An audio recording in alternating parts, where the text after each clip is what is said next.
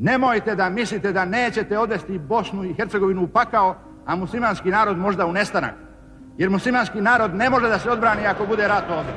This is what a convicted war criminal and Bosnian Serb leader Radovan Karadzic said in February 1991, more than 4 years before Serb forces committed genocide in Srebrenica, killing at least 8,372 Bosnian Muslims. Genocide is a word that gets thrown around a lot, but many aren't clear about its meaning.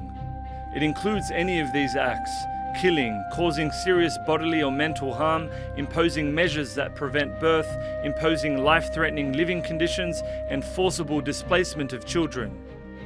The aim of these crimes is to destroy, in whole or in part, a national, ethnic, racial or religious group. And genocide itself has 8 phases. Here's how it applied to Bosnian Muslims in 1995.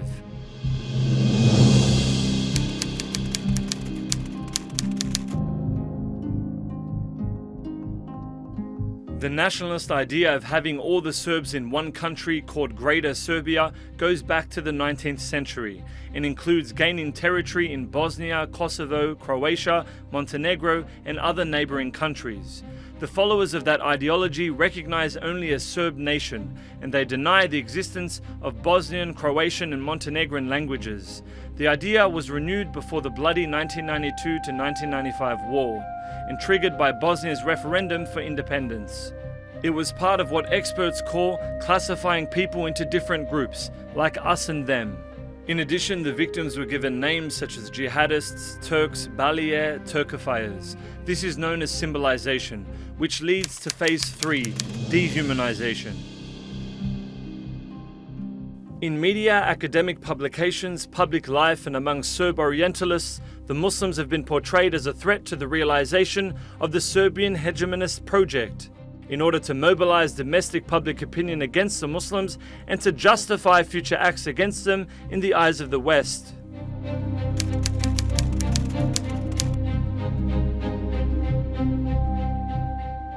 It was a precisely planned genocide. The United Nations declared Srebrenica a safe zone in 1995, and Muslims escaped there.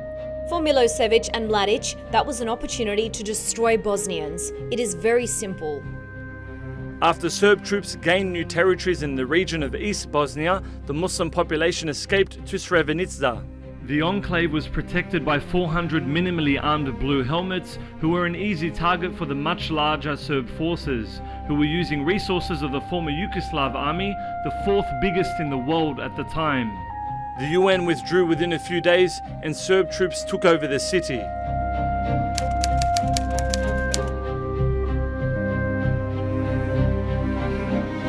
Adding to the existing propaganda against the victims, at one point a local TV channel reported Muslims under the siege in Sarajevo fed Serb kids to starving animals.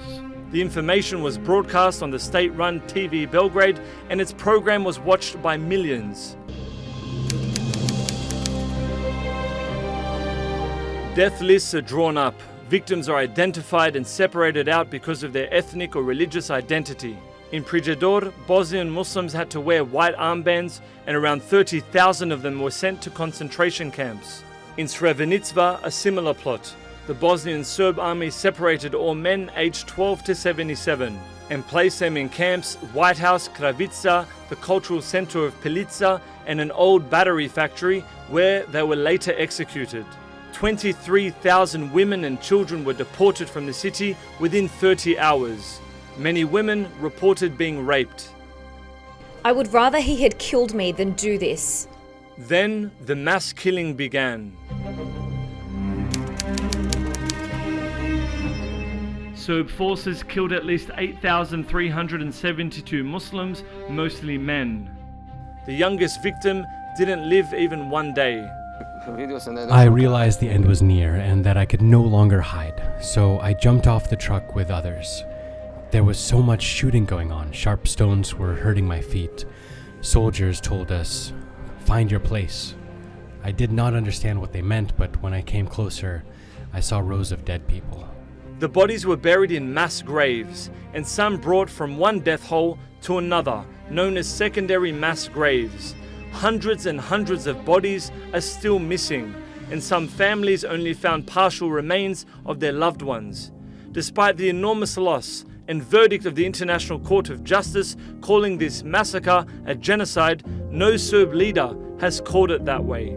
This is the final stage of genocide: denial.